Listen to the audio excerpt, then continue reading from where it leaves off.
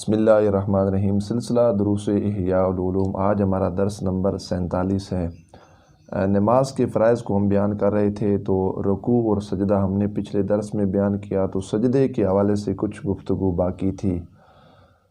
نبی کریم صلی اللہ تعالی علیہ وآلہ وبارک وسلم ارشاد فرماتے ہیں، انسان سب سے زیادہ قریب اللہ کا قرب تب حاصل کرتا ہے جب انسان اللہ کریم جل جلالہ کی بارگاہ میں جھکتا ہے، مطلب سجدہ کرتا ہے۔ سجدہ وہ واحد ذریعہ ہے قرب الہی کا کہ انسان کو اللہ کا قرب نصیب ہو جاتا ہے۔ اور ایک اور روایت میں ہے کہ جو مسلمان اللہ کریم جل جلالہ کے لیے ایک سجدہ کرتا ہے تو اللہ کریم جل جلالہ اس سجدے کے ذریعے اس کا ایک درجہ اللہ بلند فرما دیتا ہے، اور اس کے سبب اس سے کا ایک گناہ جو ہے وہ مٹا دیا جاتا ہے۔ ایک درجہ اللہ کریم جل جلالہ اس سجدے کی وجہ سے بندہ مومن کا درجہ اپنی بارگاہ میں بڑھا دیتا ہے۔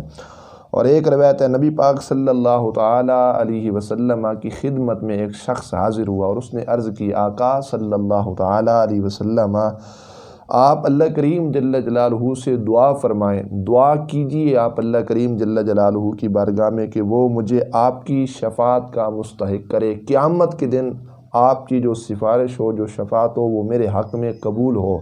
جب یہ بات کی، پھر دوسری بات عرض کرنے لگا، آقا صلی اللہ علیہ وسلم، آپ کی سفارش بھی قبول ہو میرے حق میں، اور جنت میں آپ کی رفاقت بھی، آپ کا قرب، آپ کی رفاقت بھی مجھے جنت میں نصیب ہو۔ اب بہت بڑی بات اور بہت بڑی اس بندے کی خواہش، بہت بڑی تمنا جب آقا دو عالم صلی اللہ علیہ وسلم کی بارگاہ میں عرض کی گئی، تو نبی پاک علیہ السلام نے فرمایا، سجدوں کی کثرت کے ساتھ میری مدد کرو۔ مطلب کیا؟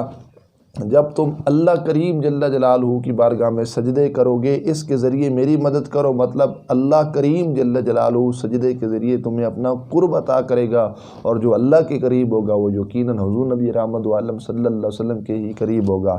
تو ظاہری بات ہے، جو اللہ کے جتنا قریب ہوتا چلے جائے گا، اللہ کا جتنا قرب حاصل کرے گا سجدوں کی کثرت کی وجہ سے، وہ اتنا حضور نبی رحمت عالم صلی اللہ تعالی علیہ وسلم کا قرب حاصل کرے گا، اور جس کو حضور نبی رحمت عالم علیہ السلام کا قرب نصیب ہوا تو جنت میں ضرور بضرور یقیناً آقا دو عالم علیہ السلام کے اس بندے کو رفاقت نصیب ہو جائے گی۔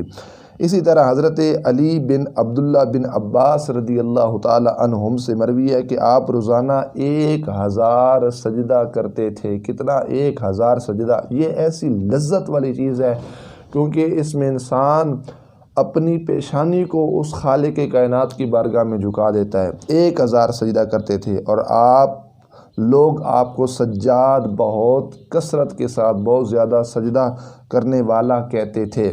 اسی طرح ایک روایت میں ہے کہ حضرت عمر بن عبدالعزیز رحمۃ اللہ تعالی علیہ پاک، آپ فرماتے ہیں آپ مٹی پر سجدہ کیا کرتے تھے، حضرت عمر بن عبدالعزیز رحمۃ اللہ تعالی علیہ۔ تو آپ ارشاد فرماتے اے نوجوانوں، بیماری سے پہلے صحت میں اس سے فائدہ اٹھاؤ، مطلب بیماری نہ آئے، جب انسان کے پاس صحت موجود ہو تو فائدہ اٹھاؤ، مطلب کیا؟ کثرت کے ساتھ اللہ کریم جل جلالہ کی بارگاہ میں سجدے کرو۔ اس کی وجہ کیا ہے؟ فرماتے ہیں کہ میں اس شخص پر رشک کرتا ہوں جو کثرت کے ساتھ کیا کرتا ہے؟ رکوع اور سجدے کو پورا کرتا ہے۔ اور بیماری سے پہلے صحت میں اس کی پابندی کیوں کی جائے؟ کیونکہ عمومی طور پہ یہ ہوتا ہے کہ جب بندہ بیمار ہو جاتا ہے تو سجدے جیسی اہم ترین عبادت اور سجدے جیسا نماز میں اہم ترین فرض و رکن، اس سے انسان محروم رہ جاتا ہے۔ نماز تو بعض لوگ پڑھ لیتے ہیں، لیکن اتنی ہمت نہیں ہوتی، اتنی طاقت نہیں ہوتی کہ وہ کیا کر سکیں؟ سجدہ کر سکیں۔ پھر یا کرسی پہ بیٹھ کے نماز پڑھی جا سکتی ہے، یا نیچے بیٹھ کے پڑھی جا سکتی ہے۔ تو یہ انسان کے پاس صحت موجود ہے، یہ ہمارے پاس وسعت ہے، طاقت ہے، گنجائش ہے، وقت موجود ہے، سارا کچھ ہے، نظام ہے، مساجد قریب ہیں، گھروں کے اندر سسٹم موجود ہے، یہ سارا ایک سسٹم موجود ہے جس میں ہم کھل کے اللہ کریم جل جلالہ کی بارگاہ میں عبادت کر سکتے ہیں، اس کی بارگاہ میں کثرت کے ساتھ سجدے کر سکتے ہیں۔ ایسا نہ ہو کہ وہ وقت آئے اور یہ ساعتیں گزر جائیں، یہ جوانی کے جو لمحات ہیں وہ گزر جائیں، اور اللہ کریم جل جلالہ محفوظ فرمائے کوئی ایسی بیماری آ جائے جس کی وجہ سے ہم سجدے جیسی لذت اور سجدے جیسی عبادت اور قرب الہی کا جو عظیم ذریعہ ہے اس سے کہیں محروم نہ ہو جائیں، یا بڑھاپے کی حالت میں ہماری کمر جواب دے جائیں، ہماری کمر کے اندر اتنی طاقت موجود نہ ہو جو ہمیں جھکا کر سجدے کی طرف لے کے جائے۔ تو لہٰذا ایک عظیم موقع ہے، ہمارے جسم سلامت ہے، کمر سلامت ہے، جسم کے اندر طاقت موجود ہے، تو جتنا ہو سکے اللہ کریم جل جلالہ کی بارگاہ میں جھکتے چلے جاؤ، سجدے کرتے چلے جاؤ، سجدے کی کثرت کرتے چلے جاؤ۔ جتنا جھکتے چلے جاؤ گے، کثرت کے ساتھ سجدے کرتے چلے جاؤ گے، اتنا اللہ کریم جل جلالہ بلندی عطا فرماتا چلا جائے گا۔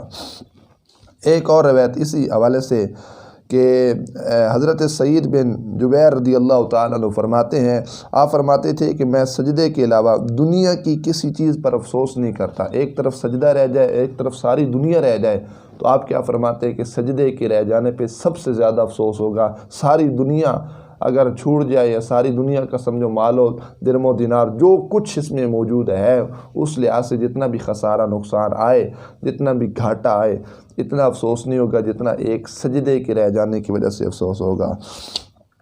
اللہ اکبر کبیرہ۔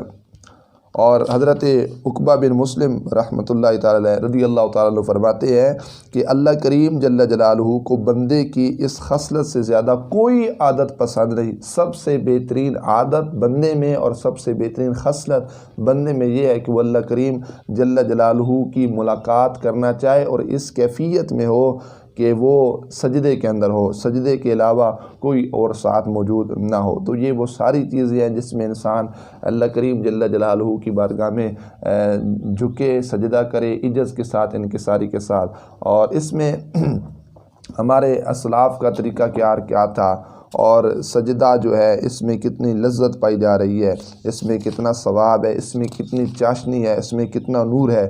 اگر ہم بات کریں سیدہ طیبہ طاہرہ زاہدہ سیدہ خاتون جنت فاطمۃ الزہرا رضی اللہ تعالی عنہا، جو نبی پاک صلی اللہ تعالی علیہ وسلم کی عظیم بیٹی ہیں، تو ان کا طریقہ کیا تھا کہ سردیوں کی راتوں میں سجدہ فرماتی تھیں۔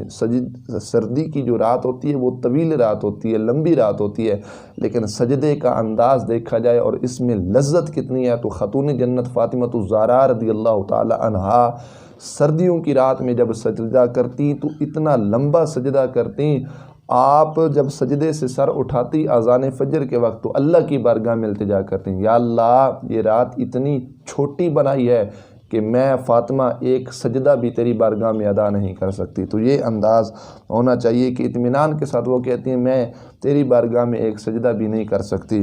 اور اگر بات کی جائے اس حوالے سے، مشکات شریف کے اندر ایک حدیث پاک موجود ہے، حضرت ابو ہریرہ رضی اللہ تعالی عنہ سے روایت ہے، نبی پاک صلی اللہ تعالی علیہ وآلہ وبارک وسلم کیا ارشاد فرماتے ہیں، حضور فرماتے ہیں جس وقت آدم علیہ السلام کا بیٹا سجدہ کرتا ہے، یہی سجدہ تھا جب اللہ کریم جل جلالہ نے حکم دیا تھا ملائکہ کو کہ کیا کرو، آدم علیہ السلام کو سجدہ کرو، سجدہ تعظیمی۔ تو اس لحاظ سے کیا کیا، شیطان نے اپنے اس پیشانی کو، سر کو نہ جھکایا، وہ نہ جھکا تو اللہ نے کہا، دھتکارا گیا، اللہ نے کہا یہاں سے دفع ہو جا۔ تو یہ وہ چیز ہے، جھکنا اللہ کی بارگاہ میں، اس میں اپنا سب کچھ مٹانا پڑتا ہے، اس میں انسان کا جو کچھ انسان میں موجود ہوتی ہے وہ ساری کی ساری ختم ہو جاتی ہے۔ یہ عجز پیدا کرتا ہے، انکساری پیدا کرتا ہے۔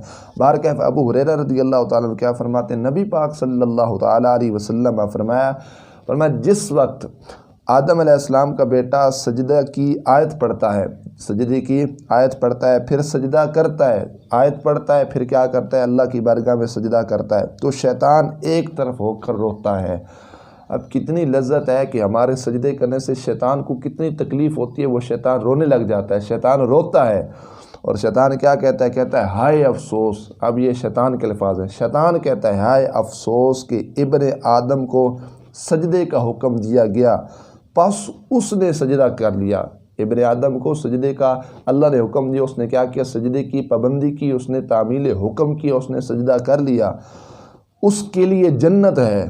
اور شیطان کہتے ہیں مجھے سجدے کا حکم دیا گیا، میں نے نافرمانی کی، میں نے تعمیل حکم نہ کیا، میں نے بات کو نہ مانا، افسوس کہ کیا ہے، میرے لیے جہنم ہے۔ اس بات کو تو شیطان بھی تسلیم کرتا ہے کہ اللہ نے آرڈر دیا، اور جو مسلمان اس پر پابندی کریں گے اور اللہ کریم جل جلالہ کے حکم کو مانیں گے اور سجدہ کریں گے، اللہ نے ان کے لیے جنت کو تیار کر کے رکھا ہے۔ اللہ اکبر۔ تو سب سے زیادہ جو انسان قریب ہوتا ہے وہ اللہ کریم جل جلالہ کی بارگاہ میں اس انداز میں ہوتا ہے کہ بندہ اللہ کریم جل جلالہ کی بارگاہ میں سجدہ کرے۔ نماز کے اندر ایک رکعت میں 2 سجدے جو ہیں وہ فرض ہیں۔ اس میں حکمت کیا ہے، 2 سجدے کیوں فرض کیے گئے؟ رکوع حالانکہ ایک ہے، قیام بھی ایک ہے، سارا وہ سسٹم اوپر سے قیام کی صورت میں ایک ہی دفعہ قیام ہے، ایک دفعہ رکوع ہے۔ پھر وجہ کیا ہے ایک رکعت میں 2 سجدے اور دونوں کو فرض قرار کیوں دیا گیا؟ اس میں کچھ حکمتیں علماء کرام نے ذکر کی ہیں۔ وہ کہتے ہیں اس کی وجہ یہ ہے کہ اللہ کریم جل جلالہ نے جب فرشتوں کو آرڈر دیا تھا کہ کیا کرو، آدم علیہ السلام کو سجدہ کرو، تو تمام جو فرشتے تھے وہ سجدے کے اندر گر گئے۔ تعمیل حکم تھا، رب کی طرف سے آرڈر تھا، حکم تھا، تو تمام فرشتے کیا ہو گئے؟ سجدے کے اندر گر گئے۔ تو الا ابلیس، مگر جو شیطان تھا، ابلیس تھا، اس نے سجدہ نہ کیا، تو وہ اکڑ کر رہا، اس نے تکبر کیا اور سجدہ کرنے سے شیطان نے کیا کیا؟ انکار کیا۔ تو اللہ کریم جل جلالہ نے لعنت اس کے گلے میں ڈالی۔ جب ملائکہ نے اپنے سروں کو سجدے سے اٹھایا نا اور شیطان کی حالت دیکھی کہ اللہ نے اس کو لعنت اس کے گلے میں ڈال دی ہے اور اس نے سجدے سے انکار کیا ہے، تو ملائکہ فوراً دوسری مرتبہ سجدے کے اندر گر گئے۔ پہلا سجدہ تھا اللہ کے حکم کی تعمیل تھی، کیونکہ رب نے سب کو کہا تھا کہ کیا کرو، آدم علیہ السلام کو سجدہ کرو، تو فرشتوں نے کیا کیا؟ سجدہ کیا۔ لیکن جب فرشتوں نے سر اٹھایا اور دیکھا کہ شیطان کی جو حالت ہے وہ تو لعنت اس پہ پڑ گئی ہے، تو دوسری مرتبہ فرشتوں نے کیا کیا؟ خود سجدہ کیا۔ تو کہتے ہیں کہ جو دوسری مرتبہ سجدہ اس لیے تھا کہ یا اللہ تیرا شکر ہے، تو نے ہمیں سجدہ کرنے والوں میں رکھا، تو نے ہمیں سجدے کی توفیق بخشی ہے، تیرے فضل و کرم سے ہم نے سجدہ کیا ہے۔ یہ دوسری مرتبہ جو سجدہ کرنا تھا یہ سجدہ شکر کے طور پہ تھا کہ یا اللہ تیرا شکر ہے، تو نے ہمیں توفیق بخشی ہے، یا اللہ تو نے اس سجدے کے ذریعے ہمیں اپنے قرب عطا کیا ہے۔ اللہ کریم جل جلالہ ان دونوں سجدوں کو قبول فرما، اور امت محمدیہ صلی اللہ تعالی علیہ وآلہ وبارک وسلم پر اسی طرح ہر رکعت میں 2 سجدے مقرر فرما دیے، تاکہ میرا بندہ مجھے سجدہ کر کے ملائکہ کی عبادت کی روحانیت اور ان کی عبادت کے فیض کو اور ان کی عبادت کی لذت کو اور ان کی عبادت کے فیضان کو کیا کر سکے؟ حاصل کر سکے۔ اصل وجہ یہ تھی، اس کے اندر یہ علماء کرام نے کیا کی ہے؟ ذکر کی ہے۔ اللہ اکبر۔ اس میں مزید ہے کہ جو سجدہ کرتے ہیں اللہ کریم جل جلالہ کی بارگاہ میں تو ان پر کتنا انعام ہوگا۔ ایک روایت میں یہ بھی بات موجود ہے کہ قیامت کا جب دن قائم ہوگا، لوگ اپنی قبروں سے اٹھیں گے، مسلمان اپنی پیشانی سے مٹی جھاڑیں گے، جو مسلمان ہوں گے وہ کیا کریں گے؟ اپنی پیشانی سے مٹی کو جھاڑیں گے، مگر مٹی صاف نہ ہوگی۔ پھر فرشتے مسلمانوں کے ماتھے سے مٹی صاف کریں گے، مگر مٹی صاف نہ ہوگی، یہ ایسی مٹی ہوگی۔ ایک منادی، ندا دینے والا، ندا کرے گا کہ یہ ان کے محرابوں کی جہاں انہوں نے نماز پڑھی مٹی ہے، قبروں کی مٹی نہیں ہے، اس مٹی کو رہنے دو، یہ شناخت ہے جنت کی کہ یہ بندہ کیا ہے؟ جنتی ہے۔ تو مطلب وہ جو مٹی ہمارے ماتھے کے اوپر ہوگی تو وہ قبر کی مٹی نہیں ہوگی، وہ ایسے مقامات کی مٹی ہوگی جن مقامات پر ہم نے اللہ کریم جل جلالہ کی بارگاہ میں سجدے کیے، تو وہ سجدوں کی مٹی ہوگی، اور یہ مٹی شناخت بنے گی کہ یہ جنتی لوگ ہیں۔ اللہ اپنے فضل و کرم سے اور سجدے کے توسل سے اور سجدے کی برکت سے کیا کرے گا؟ مسلمانوں کو جنت عطا فرمائے گا۔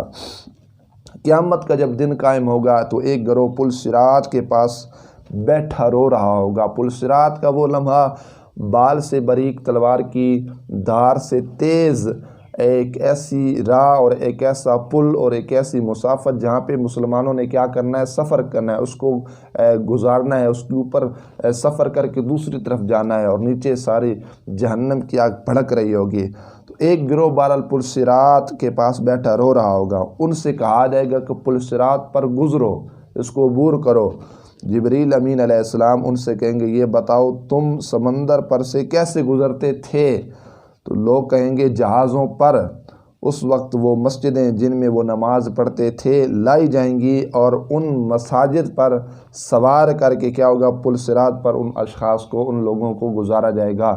لیکن مساجد انہی کے لیے لائی جائیں گی جن کا تعلق اللہ کے گھر کے ساتھ قائم ہوا، جنہوں نے نمازوں کی پابندی کی، اپنی پیشانیوں کو اللہ کریم جل جلالہ کی بارگاہ میں جھکایا، تو یہ تو فقط انہی کے لیے ہوگا۔ یہ بہت ساری چیزیں ہیں جس میں اتنی لذت اور روحانیت ہے، وہ ایک ہی ہے کہ اللہ کریم جل جلالہ کی بارگاہ میں اپنے سر کو جھکایا جائے اور اس کی بارگاہ میں کثرت کے ساتھ سجدے کیے جائیں۔ آخر میں یہ چند مسائل سجدے کے حوالے سے یہ بھی سماعت کیجیے گا۔ حضور نبی رحمت عالم صلی اللہ تعالی علیہ وآلہ وبارک وسلم ارشاد فرماتے ہیں، سب سے زیادہ بندہ قریب اللہ کی اس وقت ہوتا ہے جب وہ سجدے میں ہو۔ پھر اگلی روایت کیسا، لہٰذا دعا زیادہ کرو۔ سجدے کی کیفیت میں جو دعا کی جائے، کثرت دعا، تو وہ یقیناً اللہ کریم جل جلالہ کی بارگاہ میں دعا زیادہ محبوب ہوتی ہے۔ صحیح اس حدیث کو مسلم نے ابو ہریرہ رضی اللہ تعالیٰ عنہ سے روایت کیا کہ پیشانی کا زمین پہ جگنا یہ سجدے کی حقیقت ہے، کہ ہم سجدہ اس حالت میں کریں کہ ہماری جو پیشانی ہے وہ زمین پہ کیا ہو جائے، جم جائے، اور پاؤں کی ایک انگلی کا پیٹ لگنا یہ شرط ہے۔ کسی نے اس انداز میں اگر سجدہ کیا کہ حالت سجدہ دونوں پاؤں اٹھا لیے، دونوں پاؤں کے ساری انگلیاں بما انگوٹھا اٹھ گیا، تو اس کی نماز نہ ہوئی، اس کی نماز ٹوٹ جائے گی۔ کسی عذر کے سبب پیشانی زمین پر نہیں لگا سکتا تو صرف ناک پر سجدہ کیا جا سکتا ہے، یا پھر فقط ناک کی نوک لگانا یہ کافی نہیں ہے، بلکہ ناک کی ہڈی زمین پہ لگنا کیا ہے، ضروری ہے۔ کہتے ہیں کہ اگر پیشانی میں کوئی مسئلہ ہے، عذر ہے، تو پھر ناک کی ہڈی لگائی جائے، یہ نوک نہ لگائی جائے، ہڈی کا لگانا یہ کیا ہوگا، ضروری ہوگا۔ لیکن یہ تب ہوگا جب کوئی عذر پایا جائے گا۔ رخسار یا ٹھوڑی پر سجدہ کرنا، یہ اس کو زمین پر لگانا سجدے کی نیت کے ساتھ، سجدے کے لحاظ سے کہتے ہیں اس سے سجدہ نہ ہوگا، چاہے اس میں کوئی عذر پایا جائے یا عذر نہ پایا جائے۔ تو اس صورت میں یہ ہوگا کہ بیٹھ کر اشارے کے ساتھ نماز ادا کر لی جائے۔ ناک اور پیشانی دونوں کا لگانا ضروری ہے۔ عذر پایا جائے فقط ناک پر بھی اکتفا کیے جا سکتے ہیں اور فقط پیشانی پر بھی، لیکن دونوں میں کوئی عذر پایا گیا تو کہتے ہیں فقط ٹھوڑی پہ سجدہ کرنا یا رخساروں پر سجدہ کرنا، کہ رخسار زمین پہ رکھ دیے اور سبحان ربی الاعلیٰ پڑھنا شروع کر دیا۔ سجدے کی کیفیت اور سجدے کی نیت میں، سجدے کے لحاظ سے تو سجدہ ادا نہیں ہوگا، تو اس کیفیت میں یہ ہوگا کہ بیٹھ کے اشارے کے ساتھ کیا کر لی جائے، نماز ادا کر لی جائے۔ کسی نرم چیز مثلا گھاس، روئی، قالین وغیرہ پر سجدہ کیا، پیشانی جم گئی، اتنی دبائی کہ اب مزید نہ دبے، تب تو ہے ٹھیک، لیکن اس صورتحال میں اوپر آرام سے اپنے سر کو رکھ لینا، اور وہ نیچے اگر دبانا چاہیں دب تو سکتی ہے، لیکن نہیں آپ دباتے تو اس صورت میں آپ کا سجدہ ٹھیک نہیں ہوگا۔ تو کوشش کی جائے ایسی زمین پہ سجدہ کیا جائے کہ ہماری جو پیشانی ہے وہ زمین پہ کیا ہو جائے، دب جائے۔